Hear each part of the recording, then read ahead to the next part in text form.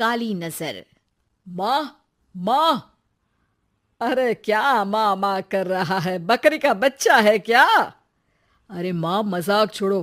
मुझे फाइनली वो मेन चौराहे वाली दुकान मिल गई है। अब देखना, आपका बेटा दुगनी स्पीड से पैसा कमाएगा। उफ़ो, ये क्या? मेरी ऑनलाइन मेकअप क्लास चल रही है। इतनी जोर से क्यों बोल रहे हो आप दोनों? अरे मेरी धर्म पत्नी जी, मेकअप क्लास बाद में करना। वो चौराहे वाली दुकान मिल गई है हमको। अरे वाह! रुको, मैं अपनी माँ को फोन लगाकर बता देती हूँ। अरे मैं भी अपने रिश्तेदारों को बता देती हूँ। कितनी खुशी की बात है। हाँ हाँ, मैं भी अपने दोस्तों को बता देता हूँ। 1 हफ्ते बाद रजिस्ट्री है। बस, घर में खुशी का मौका था। उन तीनों ने अपने अपने फोन उठाए और लोगों में बात फैलाना शुरू कर दिया। और रही सही कसर, श्वेता बहू ने अपने पड़ोस में सबको बताकर कर दी। अरे वर्मा आंटी, अब हम भी जल्दी कार ले लेंगे। घर का रेनोवेशन होगा और ठाट से रहेंगे हम भी। अरे, ऐसा क्या हुआ? लॉटरी बाटरी लग गई है क्या? अरे, इस बार चौराहे वाली मॉल में हमको भी दुकान मिल गई है। दुकान नंबर 21, जो एकदम चौराहे पर है। अब ग्राहक बढ़ेंगे तो आमदनी भी बढ़ेगी ही ना। अरे वाह, कितनी खुशी की बात है। मैं बहुत खुश हूँ तुम्हें इतना खुश देख के। बाकी एक बात कहूँ, सबको मत बताते फिरना। किसी की नजर लग जाएगी तो खुशी की खबर वापस लौट जाएगी। हैं? ऐसे थोड़ी ना होता है। अब डरा रही हो। अरे सही कह रही हूँ। काली नजर कहते हैं इस चीज को, जब आप किसी को कुछ बताओ और वो काम बिगड़ जाए। अरे लेकिन मैं तो। तुमने सबको बता दिया ना? हाँ, फोन लगा लगा के। अब बच के रहना। काली नजर बड़ी खतरनाक होती है। श्वेता इतनी खुश रहती है कि वो वर्मा आंटी की बात पर ध्यान ही नहीं देती, जबकि पड़ोस में और भी लोगों से खुशी की खबर शेयर करती रहती है। अगले दिन राजेश बहुत दुखी होकर घर आता है। अरे बेटा, क्या हुआ? मुंह क्यों सूजा हुआ है? मधुमक्खी ने काट लिया क्या? माँ, वो दुकान किसी और के पास चली गई। किसी ने ज्यादा भाव लगा दिया। अरे पर बात तो आपसे हुई थी ना उस दुकान वाले की। हाँ, आज मैं टोकन अमाउंट देने गया था, तब मुझे पता चला। कोई आकर सुबह मुझसे पहले ही ज्यादा अमाउंट दे गया। हम्म, काली नजर। क्या? क्या कहा? वर्मा आंटी ने समझाया था कि किसी को बताना मत, वरना काली नजर लग जाएगी। अच्छा, तुम्हें उनकी बात मान लेनी चाहिए थी। उनकी बात मान लेती, लेकिन उसके पहले ही सबको बता चुके थे ना हम तीनों। अरे अगली बार से ध्यान रखेंगे। कोई भी नई चीज होगी तो किसी को नहीं बताएंगे। तीनों कुछ दिन ऐसे ही रहते हैं, पर एक दिन श्वेता को एक मेल आता है। राजेश, मेरा ऑनलाइन मेकअप कोर्स कंप्लीट हो गया। अब मैं खुद का पार्लर खोल सकती हूँ। अरे वाह, अपने मोहल्ले में ही खोलते हैं। ये जो घर के सामने दुकान है ना, वहीं। हाँ, यहाँ सस्ती भी मिल जाएगी। अगले दिन श्वेता वर्मा आंटी के पास जाती है, मिठाई का डब्बा लेकर। अरे आओ आओ, कैसे आना हुआ? जोर से नहीं बोलूंगी। वो सामने वाली दुकान है ना, वहां मैं अपनी पार्लर की दुकान खोलने वाली हूँ। उसकी मिठाई है। अरे वाह, बहुत बधाई हो तुमको। हाँ, मैं कमाने लगूंगी तो राजेश पर पूरे घर का बोझ नहीं रहेगा ना आंटी जी। ये तो है। पर ये बता कि तूने ये बात किसी और को तो नहीं बताई ना? अरे नहीं नहीं, पिछली बार गलती कर दी थी। काली नजर लगी किसी की और राजेश के हाथ से वो दुकान चली गई थी। सबको मत बताना। चलो मैं चलती हूँ, कल दुकान की बात करने भी तो जाना है। अगले दिन श्वेता दुकान के लिए मालिक से बात करने जाती है।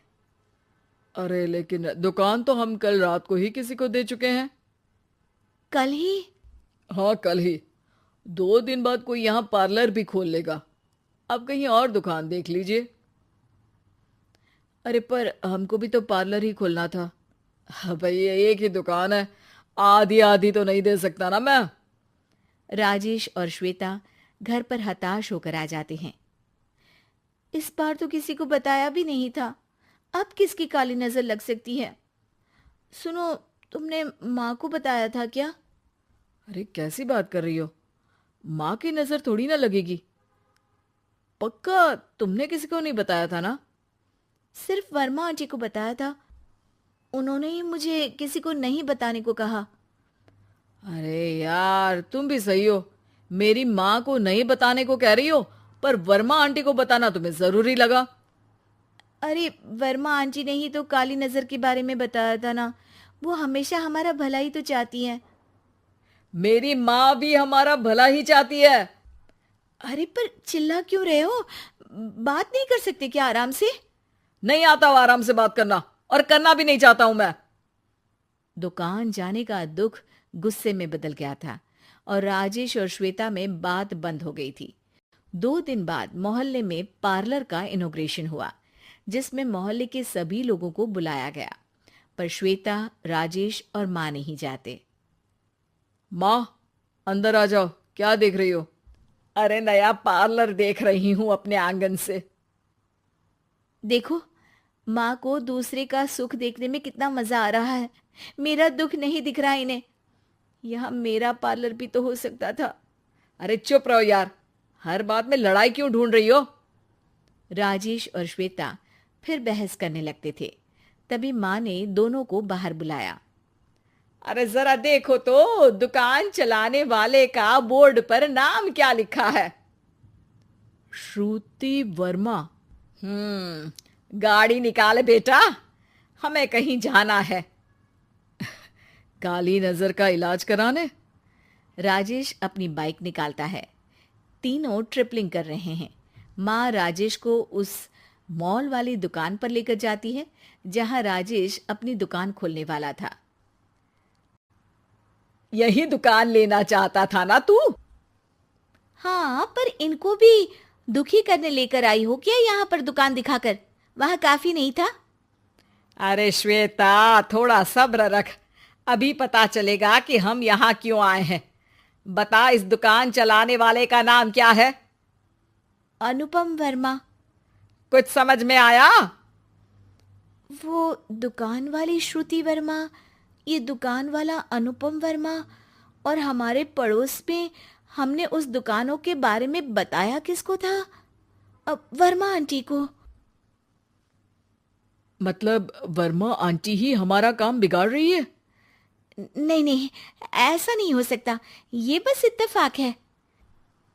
राजेश अपना फोन निकालता है और श्रुति वर्मा और अनुपम वर्मा के नाम फेसबुक पर सर्च करता है, जहां ये दोनों ही वर्मा आंटी के रिश्तेदार होते हैं। श्वेता को समझ में आ जाता है कि वर्मा आंटी की ही नजर काली नजर है। अब क्या करना है? कोई भी खुशी की खबर हो तो काली नजर से बचना है, यानी वर्मा आंटी से बचना है। अरे पर मुझे ये समझ में नहीं आया कि वो हमारे साथ ऐसा क्यों करेंगी। अरे बेटा, एक सीख है, दूर के आदमी को आपकी तरक्की से कम परेशानी होगी, पड़ोसी को ज्यादा।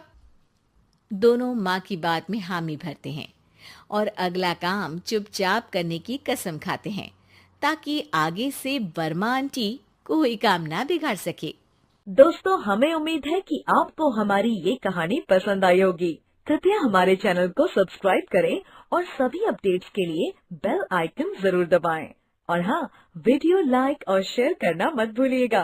Bye bye.